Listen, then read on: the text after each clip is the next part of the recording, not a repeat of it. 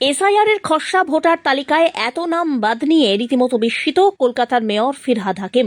তাঁর দাবি, যতই বিজেপি চক্রান্ত করুক না কেন, পোর্টে ফিরহাদ হাকিম আর ভবানীপুরে মমতা বন্দ্যোপাধ্যায়কে হারাতে পারবে না। একটাও জেনুইন ভোটারের নাম বাদ গেলে আমরা মেনে নেব না। বিজেপিকে কটাক্ষ করে ফিরহাদ বলেন, বিজেপির কথায় ইলেকশন কমিশন চলছে। আগে ইডি, সিবিআই বিভিন্ন সংস্থা ছিল, বিজেপির অঙ্গুলি হেলনে চলতো। এখন নির্বাচন কমিশনও সেই কাজ করছে।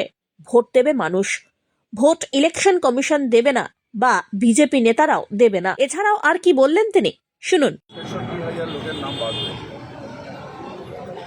চক্রান্ত চলছে, কিন্তু বিজেপিতে এমন কেউ জন্মায়নি যে ফিরহাদ হাকিমকে ভোটে হারাবে আর ম্যাডামকে ভবানীপুরে হারাবে।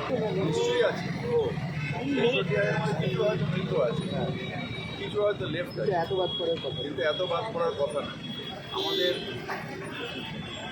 সার্ভে শুরু হবে, কিন্তু এত বাদ আমরা এটা একটাও জেনুইন ভোটার বাদ গেলে আমরা এটা মেনে নেব। পরিষ্কার বিজেপির কথায় ইলেকশন কমিশন চলছে। আগে ছিল ইডি, সিবিআই, অন্য অন্য সংস্থা এবং ইলেকশন কমিশন